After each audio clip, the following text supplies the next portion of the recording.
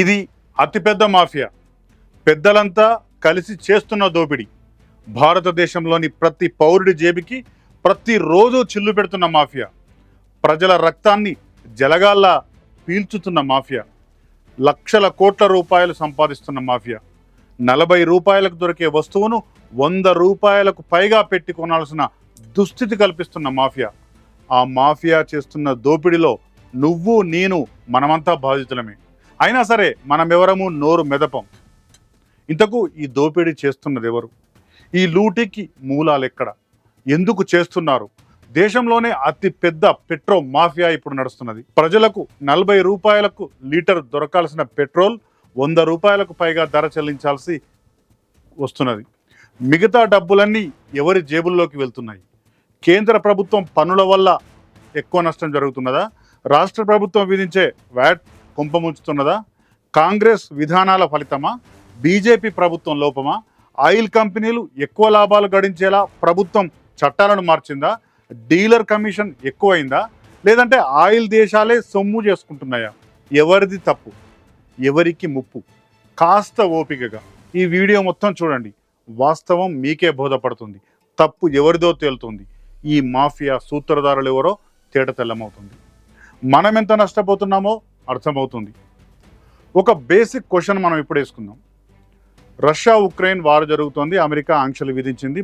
Russia నుంచి petrol crude oil కొనొద్దు అని చెప్పింది. అయినా సరే మనం రష్యా నుంచే క్రూడ్ ఆయిల్ కొంటున్నాం. భారత్కు చాలా తక్కువ రేట్లలో రష్యా నుంచి క్రూడ్ ఆయిల్ దొరుకుతున్నది. కాబట్టి మనం అక్కడి నుంచి పెద్ద ఎత్తున చాలా తక్కువ ధరకు క్రూడ్ ఆయిల్ తెచ్చుకుంటున్నాం. అమెరికా వద్దని హెచ్చరించినా, సుంకాలు పెంచుతామని బెదిరించినా, ఒక రకంగా చెప్పాలంటే దౌత్య సంబంధాలను పనంగా పెట్టి మనం రష్యా దగ్గర ఆయిల్ కొంటున్నాం. దీనికి కేంద్ర ప్రభుత్వం చెప్తున్న ప్రధాన కారణం ఏంటి? ఈ దేశ ప్రయోజనాలే మాకు ముఖ్యం. భారత పౌరులకు తక్కువ రేటుకు పెట్రోల్, డీజిల్ లాంటి నిత్యావసర సరుకులను అమ్మడమే మా లక్ష్యం. అందుకు మాకు రష్యా ఇచ్చే ఆయిల్ ఉపయోగపడుతున్నది. ఇది భారత ప్రభుత్వం మొదటి నుంచి చెప్తున్న వాదన. నిజమే, రష్యా నుంచి భారతదేశం తక్కువ రేటుకు క్రూడ్ ఆయిల్ కొంటున్నది. ఇది నిజం. దీనివల్ల భారతదేశానికి సంవత్సరానికి 2 లక్షల కోట్ల రూపాయలకు పైగా ఆదా అవుతుంది. రష్యా నుంచి కొన్న ఆయిల్ను రిఫైన్ చేసి మనం ఇతర దేశాలకు అమ్మడం ద్వారా కూడా లక్షల కోట్ల రూపాయల వ్యాపారం సాగుతున్నది. ఆయిల్ కంపెనీల లాభాలు కూడా 100 రెట్లు పెరిగాయి. ఇంత లాభం కలిగినా ప్రజలకు ఒరిగిందేమిటి? సామాన్య పౌరుడికి జరిగిన లాభం ఏంటి? పెట్రోల్, డీజిల్ రేట్లు ఎందుకు తగ్గడం లేదు? ప్రభుత్వం, ఆయిల్ కంపెనీలు, డీలర్లు అందరూ లాభాలు గడించిన వినియోగదారుడికి మాత్రం ఏ ప్రయోజనము ఎందుకు కలగడం లేదు? ఈ ప్రశ్నలకు జవాబులు వెతికితేనే అసలు ఈ మాఫియా సంగతి అంతా తెలుస్తుంది. Petroleum planning and analysis cell PPAC లెక్కలను మనం ఒకసారి పరిశీలిద్దాం. 2022-23 సంవత్సరంలో భారతదేశం 232.73 మిలియన్ మెట్రిక్ టన్నుల చమురును భారతదేశానికి దిగుమతి చేసుకుంది. దీనికి అయిన ఖర్చు $157.5 బిలియన్. భారత కరెన్సీలో చెప్పాలంటే 13.7 లక్షల కోట్లు. దాని తర్వాత సంవత్సరం అంటే 2023-24 సంవత్సరంలో కూడా అంతకుముందు సంవత్సరం మాదిరిగానే 232.5 మిలియన్ మెట్రిక్ టన్నుల ముడి చమురును భారత్ దిగుమతి చేసుకుంది. దీనికి అయిన ఖర్చు అంతకుముందు కన్నా చాలా తక్కువగా $132.4 బిలియన్ మాత్రమే. అంటే భారత కరెన్సీలో దీని విలువ 11.6 లక్షల కోట్ల రూపాయలు. అంటే గడిచిన అంతర్జాతీయ క్రూడ్ ఆయిల్ ధరలు పడిపోవడం వల్ల భారతదేశానికి మిగిలింది దాదాపు $25 మిలియన్. దీని విలువ భారత కరెన్సీలో 2,10,000 కోట్ల రూపాయలు. భారతదేశం దిగుమతి చేసుకునే క్రూడ్ ఆయిల్ ధర ఆగస్టు 22న బ్యారెల్కు $63 ఉంది. రష్యా ఇప్పుడు 5% సబ్సిడీ ఇస్తామని ప్రకటించింది. కాబట్టి క్రూడ్ ఆయిల్ ధర ఇంకా తగ్గే అవకాశం ఉంది. 2022లో $100 అంటే ఒక బ్యారెల్కు $100 ఉంది. 2023లో $82 మాత్రమే ఉంది. 2022లో క్రూడ్ ఆయిల్ ధర $100 ఉన్నప్పుడు ఇండియాలో పెట్రోల్ లీటరు సగటు ధర 95 రూపాయలు. 2023లో క్రూడ్ ఆయిల్ ధర $82 పడిపోయింది. అంటే 18% ధర తగ్గింది క్రూడ్ ఆయిల్ ధర. అంటే పెట్రోల్ రేటు కూడా 18% తగ్గాలి. కానీ ఇండియాలో పెట్రోల్ రేటు పెరిగింది. 2022లో లీటర్ పెట్రోల్ ₹95 అయితే 2023లో అది 98కి పెరిగింది. 2023లో క్రూడ్ ఆయిల్ ధర 82 అయితే 2024 వచ్చేసరికి దాని ధర ₹81కి తగ్గింది. అదే సమయంలో పెట్రోల్ రేటు ₹95 నుండి ₹100కి పెరిగింది. ఇక రష్యా నుండి ఇండియాకు చౌకగా క్రూడ్ ఆయిల్ అందుబాటులోకి వచ్చింది. అంతర్జాతీయ మార్కెట్లో ఆగస్టు 22న క్రూడ్ ఆయిల్ ధర $63కి తగ్గింది. కానీ పెట్రోల్ ధర మాత్రం 105కు చేరింది. తెలుగు రాష్ట్రాల్లో ఇంకా ఎక్కువ అంటే పెట్రోల్ ధరలు. దాని సంగతి మనం తర్వాత తెలుగు రాష్ట్రాల్లో ఏం జరుగుతుందని తర్వాత చర్చిద్దాం. ముందు అసలు దేశవ్యాప్తంగా చూసుకుంటే 2022 నుంచి ఇప్పటి వరకు క్రూడ్ ఆయిల్ ధరల్లో దాదాపు 40% తగ్గుదల కనిపించింది. దీనివల్ల భారతదేశానికి ఏటా 2 లక్షల కోట్ల రూపాయలకు పైగా ఆదా అయింది. ఇదే నిష్పత్తిలో పెట్రోల్ డీజిల్ ధరలు తగ్గిస్తే లీటర్ పెట్రోలు భారత పౌరులకు ₹60కు ఇవ్వడం సాధ్యమవుతుంది. కానీ కేంద్ర ప్రభుత్వం కానీ రాష్ట్ర ప్రభుత్వాలు కానీ ఈ దిశగా ఆలోచన చేయడం లేదు. రష్యాతో మైత్రి వల్ల భారతదేశానికి మేలు కలిగింది అని మనం గొప్పగా చెప్పుకుంటున్నాం. తక్కువ రేటుకే క్రూడ్ ఆయిల్ వస్తుంది అని పొంగిపోతున్నాం. కానీ అది ఈ దేశంలోని సగటు పౌరుడికి మాత్రం మేలు చేయలేకపోతున్నది. అమెరికా అధ్యక్షుడు ట్రంప్ కానీ ఆ దేశ ట్రెజరీ సెక్రటరీ స్కాట్ బెసెంట్ కానీ గత కొన్ని రోజులుగా అనేక సార్లు ఒక విషయం పదే పదే చెప్తున్నారు. అదేంటంటే భారతదేశం రష్యా నుంచి పెద్ద ఎత్తున క్రూడ్ ఆయిల్ కొంటున్నది, దానితో వ్యాపారం చేస్తున్నది. ఇందువల్ల ఆ దేశ పౌరులకు అంటే ఇండియన్స్కు ఏమాత్రం లాభం లేదు. అక్కడి పౌరులకు కలిగే ప్రయోజనం ఏమీ లేదు. వారి రేట్లేమీ తగ్గడం లేదు.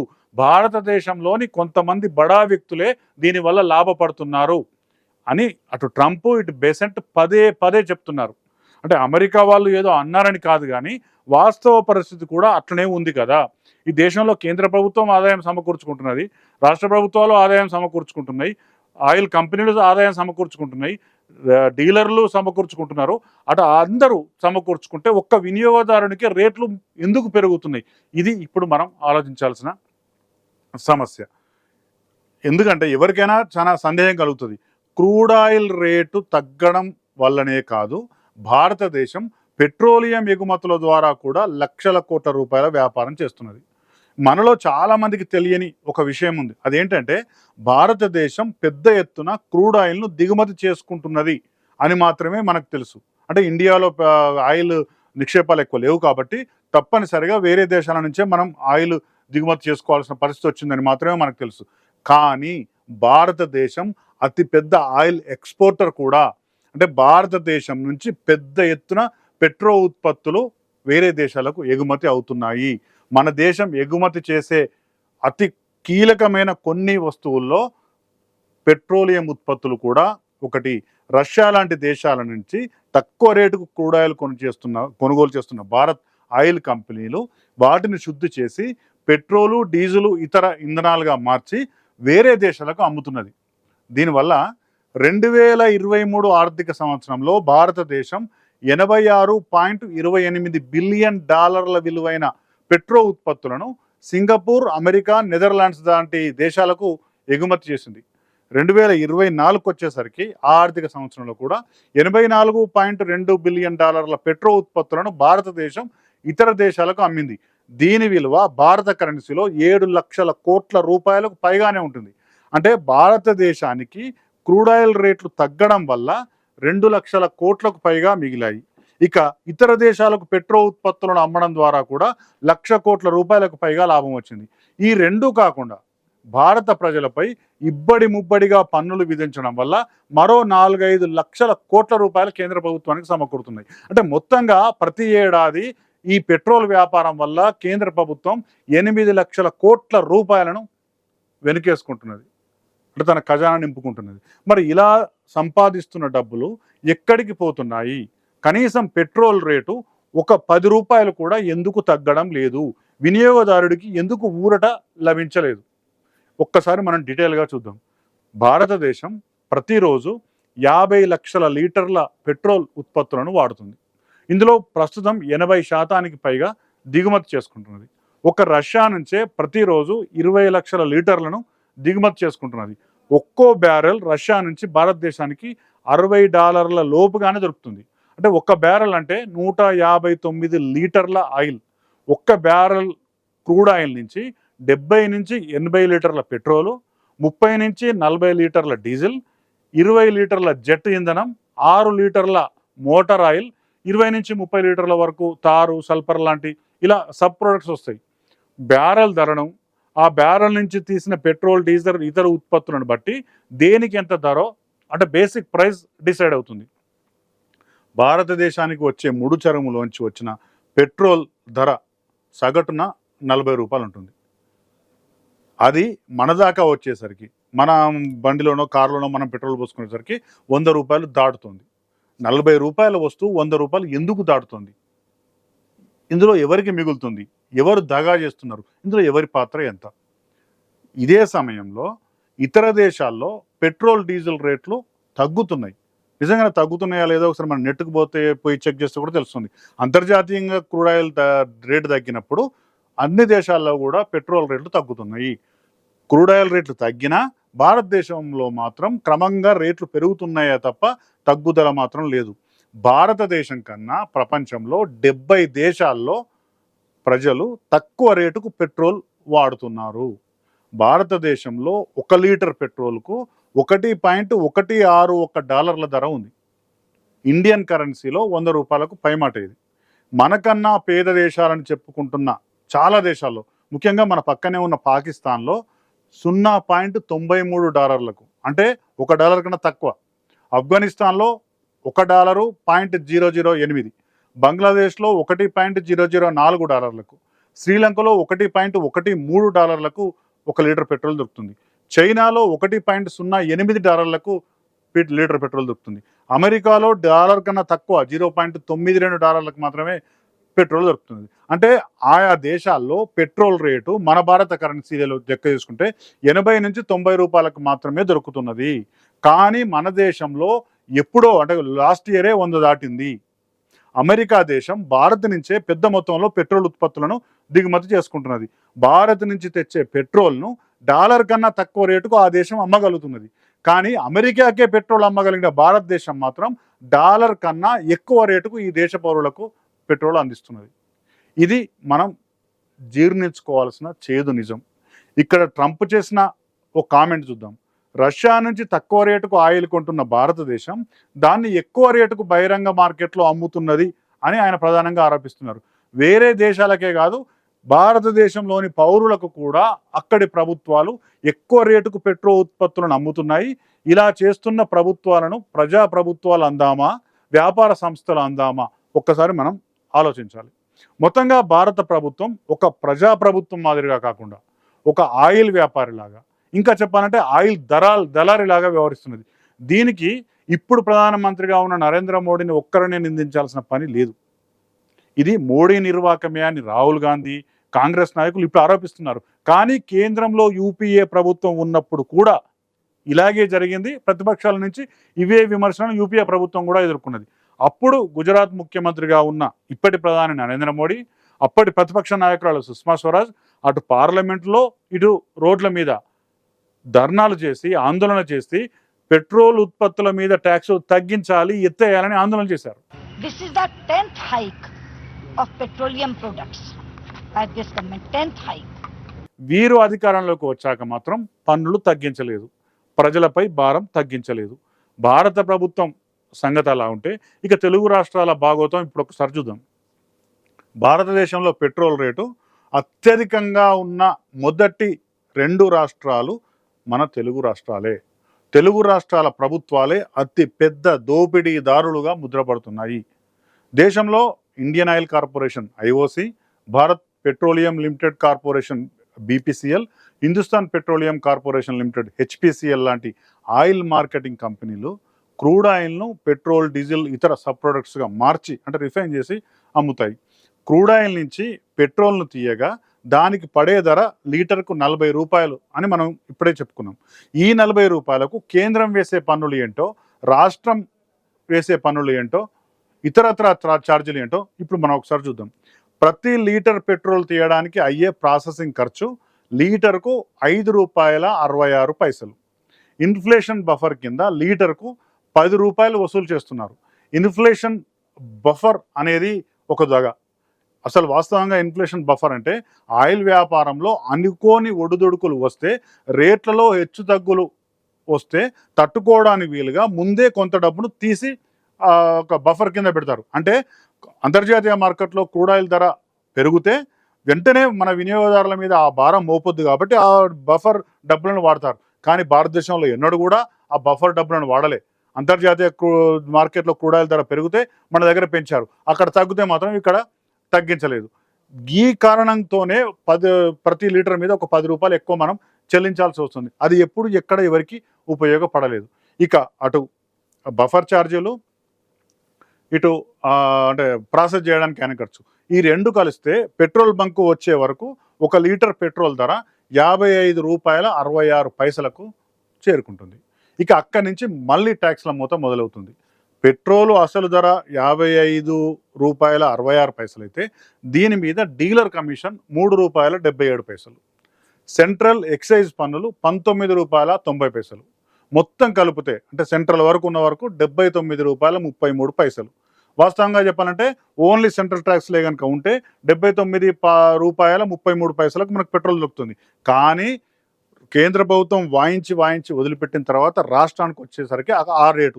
ఇక రాష్ట్రాలు విధించే పన్నులు అదనం. ఇక తెలుగు రాష్ట్రాల్లో అయితే ఇంకా ఎక్కువ. ₹79.33 దొరికే పెట్రోల్కు ఆంధ్రప్రదేశ్ ప్రభుత్వం 31% వ్యాట్ను వసూలు చేస్తున్నది. వ్యాటే కాకుండా లీటర్కు ₹4 చొప్పున సేల్స్ ట్యాక్స్ విధిస్తున్నది. లీటర్కు ₹1 చొప్పున రోడ్డు డెవలప్మెంట్ సెస్ విధిస్తున్నది. అంటే ₹79.33కు 31% వ్యాట్ విధిస్తే దాని ధర ₹24.59 అవుతుంది. దానికి sales tax, road development cess అన్నీ కలిపితే మరో ₹5 పెరుగుతుంది. అంటే ₹55.66 అసలు ధరకు డీలర్ కమిషన్, సెంట్రల్ ట్యాక్సులు, స్టేట్ ట్యాక్సులు ఇవన్నీ కలిపితే అయ్యే ధర మొత్తంగా ₹108.92. ఇది ఆంధ్రప్రదేశ్లో వసూలవుతున్న డబ్బులు. ఇక తెలంగాణ రాష్ట్రం విషయానికి వద్దాం. తెలంగాణలో అన్నీ కలిపి అంటే ఆంధ్రప్రదేశ్లో 3 కేటగిరీలు చేసిన కానీ తెలంగాణ అట్లా చేయలే. కేసీఆర్ ప్రభుత్వం ఉన్నప్పుడు ఏం చేసినట్టే అప్పుడున్న ఆంధ్రప్రదేశ్ ప్రభుత్వం 31% ఒకవైపు, 4% ఒకవైపు, 1% ఒకవైపు, ఇదంతా గందరగోళంగా ఉంది. తెలంగాణలో మొత్తం 35% వ్యాట్ వసూలు చేద్దామని ఒక నిర్ణయం తీసుకున్నారు. అంటే సెంట్రల్ ఎక్సైజ్ పన్నులు, డీలర్ కమిషన్ కలిపితే పెట్రోల్ రేటు ₹79.33 అయితే అంటే తెలంగాణకు వచ్చే వరకు దానికి 35% పన్నులు తెలంగాణ రాష్ట్రంలో వేస్తున్నారు. 35% అంటే ₹28. మొత్తం కలిపితే తెలంగాణలో పెట్రోల్ రేటు ₹107.46 చేరుకుంటున్నది. డీజిల్ విషయంలో కూడా దాదాపు ఇంతే. డీజిల్ లీటరు ధర కూడా వాస్తవ ధర ₹40 అంటే క్రూడ్ ఆయిల్ నుంచి తీసిన తర్వాత. కానీ కేంద్ర పన్నులు, రాష్ట్ర పన్నులు, ఇతరత్ర పన్నులు అన్నీ కలిపితే డీజిల్ రేటు ఇప్పుడు ₹97.56 చేరుకున్నది. తెలుగు ప్రజలపై ఎంతో ప్రేమ ఉన్నట్లు మన ముఖ్యమంత్రులు, మన ప్రతిపక్ష నాయకులు, మన నాయకులు, రాజకీయ పార్టీలు చాలా మాట్లాడతాయి. కానీ ఆచరణలో మాత్రం అందరూ ప్రజలను ఇబ్బంది పెడుతున్న వారే. ఎందుకు అంటే మిగతా రాష్ట్రాల్లో పెట్రోల్ ధరలు ఎట్లా ఉన్నాయో ఒకసారి మనం ఇప్పుడు చూద్దాం. తెలంగాణ, ఆంధ్రప్రదేశ్ రాష్ట్రాల్లో ఎట్లున్నాయో కూడా ఒకసారి చూద్దాం. ఇంతకుముందే మనం చెప్పుకున్నట్టు ఆంధ్రప్రదేశ్, తెలంగాణ రాష్ట్రాల్లో ఉన్నంత రేట్లు ఇక ఈ దేశంలో ఏ రాష్ట్రంలో కూడా వసూలు చేయడం లేదు. ఎందుకంటే ఎక్కువ పన్నులు విధిస్తున్నది ఈ 2 రాష్ట్రాలే. ఒకసారి మిగతా రాష్ట్రాల పరిస్థితి కూడా మనం చూద్దాం. చాలా రాష్ట్రాల్లో చాలా తక్కువ రేట్లు ఉన్నాయి. అండమాన్ నికోబార్లో అయితే కేవలం 1% ట్యాక్స్లే వసూలు చేస్తున్నారు. రాష్ట్రాలలో ట్యాక్సులు తక్కువ ఉండడం వల్ల అన్ని రాష్ట్రాల్లో పెట్రోల్, డీజిల్ తక్కువ రేట్లకు వస్తున్నాయి. రాష్ట్రాల వారీగా రేట్లను మనం ఒకసారి పరిశీలిస్తే రేట్ల విషయంలో ఏపీ ₹108.92, తెలంగాణ ₹107.46. అంటే ఈ ఫస్ట్ సెకండ్ ప్లేస్లు ఉంటే లాస్ట్ ప్లేస్లో అండమాన్ నికోబార్ ఉంది. అక్కడ కేవలం ₹82.46 లీటర్ పెట్రోల్ దొరుకుతున్నది. మిగతా అన్ని కేంద్ర పాలిత ప్రాంతాల్లో కూడా లీటర్ పెట్రోల్ సగటున ₹92 దొరుకుతుంది. ఢిల్లీ, ఛత్తీస్గఢ్, గుజరాత్, హర్యానా, ఉత్తరప్రదేశ్ ఇట్లాంటి రాష్ట్రాల్లో ₹94 లీటర్ పెట్రోల్ దొరుకుతుంది.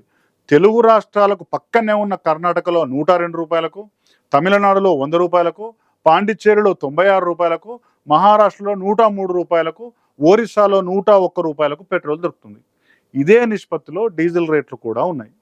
108 రూపాయల 35 పైసలతో ఏపీ నెంబర్ 1, 107 రూపాయలు 46 పైసలతో తెలంగాణ రెండో స్థానం. ఇట్లా తెలంగాణ ఆంధ్రప్రదేశ్ ఈ రెండు రాష్ట్రాల్లో రేట్లు ఉండడానికి ఇప్పుడు ముఖ్యమంత్రిగా ఉన్న చంద్రబాబు, రేవంత్ రెడ్డి మాత్రమే కారకులు కాదు. అంతకుముందు ఈ రాష్ట్రాలను నిండిన జగన్మోహన్ రెడ్డి, కేసీఆర్ల పాపం కూడా ఇందులో ఉంది. కాకపోతే ఈ నాయకులు ప్రతిపక్షంలో ఉన్నప్పుడు ఒకలాగా, అధికారం పక్షంలో ఉన్నప్పుడు ఒకలాగా వాదిస్తున్నారు. ప్రతిపక్షంలో ఉంటే ఇదే నాయకులు ఏం చెప్పినారు, ప్రభుత్వాలు దోపిడీ చేస్తున్నాయి, ట్యాక్సులు తగ్గిస్తే పెట్రోల్ రేటు తగ్గుతుంది అని ఆరోపించారు. ఇప్పుడు వీళ్ళు అధికారంలోకి వచ్చినాక మాత్రం రేట్లు తగ్గించారు. ఇప్పుడు ప్రతిపక్షంలో ఉన్న అప్పటి అధికార పక్షం రేట్లు తగ్గించామని మళ్ళీ ఇప్పుడు రోడ్లెక్కి మాట్లాడుతున్నారు. అంటే ప్రతిపక్షంలో ఉన్నప్పుడు ఒక రకంగా, అధికార పక్షంలో ఉన్నప్పుడు ఒక రకంగా మాట్లాడి ప్రభుత్వాలు దోపిడీ చేసి ప్రజలను దోచుకుంటున్నాయనే మాట మాట్లాడుతున్నారు. ప్రపంచ మార్కెట్లో క్రూడ్ ఆయిల్ తీసుకుపోయేటో లేక ఊకే కూడా ఇచ్చే పరిస్థితి ఉంటే, అలాంటి పరిస్థితిలో ఈ దేశంలో కేసీఆర్ గారు, నరేంద్ర మోడీ గారు ఇద్దరు కలిసి 40 రూపాయలకు పోయాల్సిన పెట్రోల్ లీటర్ 105 రూపాయలు మనల్ని ముక్కుబిండి వసూలు చేస్తున్నారు. మొత్తంగా చూస్తే ఆ ప్రభుత్వం, ఈ ప్రభుత్వం, కేంద్ర ప్రభుత్వం, రాష్ట్ర ప్రభుత్వం ఏ తేడా ఏమీ లేకుండా అందరూ కూడా ప్రజలను దోపిడీ చేస్తున్నారనే విషయం మాత్రం ఇక్కడ మనకు అర్థమవుతుంది. ఇప్పుడు ఈ నాయకులు మాట్లాడిన మాటలే కాదు, మొత్తం దేశవ్యాప్తంగా కూడా పరిస్థితి ఎట్లుందో ఒక్కసారి మనం పరిశీలిద్దాం. దేశంలో పెట్రోల్ రేట్లు పెరగడానికి అటు కేంద్రం, ఇటు రాష్ట్రం ఇద్దరూ కారణమే అనే విషయం ఇప్పుడు మనకు అర్థమైపోయింది. కానీ విచిత్రంగా కేంద్రం, రాష్ట్రం ఒకరిపై ఒకరు నెపం పెట్టి విమర్శలు దిగుతున్నారు. రాష్ట్రంలో వ్యాట్ తగ్గించాలని నరేంద్ర మోడీ డిమాండ్ చేస్తారు, కేంద్రంలో పన్నులు తగ్గించాలని రాష్ట్రాల ముఖ్యమంత్రులు డిమాండ్ చేస్తారు. నరేంద్ర మోడీ మనం చూసినాం, కరోనా సమయంలో రాష్ట్రాలు వ్యాట్ తగ్గిస్తే పెట్రోల్ రేట్లు తగ్గుతాయని వాదించారు. దానికి రాష్ట్రాల ముఖ్యమంత్రులు నువ్వు తగ్గియొచ్చు కదా అని కేంద్ర ప్రభుత్వం, ఈయనను వాళ్ళన్నారు, వాళ్ళని ఈయనన్నారు తప్ప ఇద్దరు ఎవ్వరు కూడా ఒక్క రూపాయి కూడా తగ్గియలేదు. उन्होंने देश में जिस प्रकार से पेट्रोल के दाम बढ़ा दिए, ये दिल्ली सरकार की शासन चलाने की नाकामयाबी का जीता जागता सबूत है। देश की जनता के अंदर भारी आक्रोश है और इसके कारण और भी चीजों पर बहुत बड़ा बोझ होने वाला है। বারবার এই দ্রব্যমূল্য বৃদ্ধিকে আমরা সমর্থন করছি না এবং আমরা আমাদের ওপিনিয়ন ইতিমধ্যে আমরা জানিয়েও দিয়েছি, যেখানে জানানোর প্রয়োজন জানিয়ে দিয়েছি। ఇలా ఒకరిపై ఒకరు నిందలు వేసుకోవడం తప్ప ఎవ్వరూ కూడా రేటు తగ్గించలేదు. అంతా కలిపి ప్రజలను దోపిడీనే చేశారు. మొత్తంగా చూస్తే ప్రపంచవ్యాప్తంగా క్రూడ్ ఆయిల్ ధరలు తగ్గిన భారత ప్రభుత్వం దానికి అనుగుణంగా ధరలు తగ్గించలేదు, తగ్గించబోదు, ఇంకా అవసరమైతే పెంచుతుంది. భారత ప్రభుత్వం వాయించుడే అనుకుంటే దానికన్నా ఎక్కువగా రాష్ట్రాల ప్రభుత్వాలు పన్నులు బాదుతున్నాయి. ఫలితంగా 40 రూపాయలకు రావాల్సిన పెట్రోల్, డీజిల్ 100 రూపాయలు పెట్టి కొనాల్సిన వస్తుంది. ఇక్కడ మరొక ముఖ్యమైన విషయం కూడా మనం చెప్పుకోవాలి. క్రూడ్ ఆయిల్ను ఇతర దేశాల నుంచి కొని ప్రాసెస్ చేసి petrol, diesel, jet petrol, kerosene, తారు ఇట్లాంటి దాదాపు 150 రకాల సబ్ ప్రొడక్ట్స్ తయారు చేయడానికి మన దేశంలో అటు ప్రభుత్వ రంగంలో, ఇటు ప్రైవేట్ రంగంలో చాలా ఆయిల్ కంపెనీలు ఉన్నాయి. ఇవి లక్షల కోట్ల రూపాయలలో వ్యాపారం చేస్తున్నాయి. వేల కోట్ల రూపాయలను ప్రతి ఏటా లాభాలుగా గడిస్తున్నాయి. అయితే ప్రజలపై దాదాపు 150% పన్నులు విధించే కేంద్ర రాష్ట్ర ప్రభుత్వాలు ఈ కంపెనీల జోలికి మాత్రం పోవడం లేదు. వాస్తవంగా ఏడాదికి 5 కోట్లకు పైగా ఆదాయం పన్ను ఉన్న వ్యక్తులకు, సంస్థలకు 42% పన్నులు విధించే రూల్ ఈ దేశంలో అమలవుతుంది. అనుకోకుండా ఎక్కువ లాభాలు గడిస్తున్నాయి అంతర్జాతీయ మార్కెట్లో వచ్చిన పరిస్థితుల వల్ల అంటూ 2022 జూలైలో దేశంలో విండ్ ఫాల్ ట్యాక్స్ అనే పేరుతో ఒక ట్యాక్స్ వచ్చింది. ఆయిల్ కంపెనీలు అత్యధిక లాభం గడిస్తున్నాయి కాబట్టి దాని మీద విండ్ ట్యాక్స్ వేశారు. అంటే ప్రతి మెట్రిక్ టన్నుకు 7,000 రూపాయల మేర విండ్ ఫాల్ ట్యాక్స్ వసూలు చేసిండ్రు. కానీ 2024లో ఆ ట్యాక్స్లను జీరో చేసేసారు, అంటే ఎత్తేసారు. అంతేకాదు భారత ప్రభుత్వ ఆదాయ పన్ను శాఖలోని 32వ సెక్షన్ ద్వారా పెట్రోలియం సంస్థలకు ఆదాయ పన్ను మినహాయింపులు ఇచ్చారు. ప్రజలకు ఉపయోగపడే రంగాల్లో పెట్టుబడులను ప్రోత్సహించడం కోసం ఈ మినహాయింపులు ఇస్తున్నాం అని ప్రభుత్వం తన చర్యలను సమర్థించుకున్నది. అందువల్లనే లక్షల కోట్ల వ్యాపార సామ్రాజ్యాన్ని నిర్మించుకుంటున్న ఆయిల్ కంపెనీలు తన లాభాల నుంచి చాలా తక్కువ మొత్తంలో ట్యాక్సులు చెల్లిస్తున్నాయి. దేశంలోని అనేక రంగాల్లో కంపెనీలు లాభ నష్టాలను ఎదుర్కొంటుంటే ఆయిల్ కంపెనీలు మాత్రం స్థిరంగా లాభాలు అందుకుంటున్నాయి. ఇది స్టోరీ. అయితే ఆయిల్ కంపెనీలకు మాత్రం ఆదాయ పన్నులో మినహాయింపులు వస్తున్నాయి. 40 రూపాయల పెట్రోల్ 100 రూపాయలకు ఎందుకు దొరుకుతున్నదో ఇప్పటి వరకు మనం ఈ కథలో తెలుపుకున్నాం. ఈ స్కామ్లో ఇది అతిపెద్ద స్కామ్ అయితే ఇందులో పాత్రదారులు ఎవరు, సూత్రధారులు ఎవరు, మీరే నిర్ణయించండి. ఇది అతిపెద్ద మాఫియా, పెద్దలంతా కలిసి చేస్తున్న దోపిడీ, ప్రతి దేశంలోని ప్రతి పౌరునికి సంబంధించిన అంశం. ఒక్కసారి మనందరం దృష్టి పెట్టాల్సిన అవసరం ఉంది.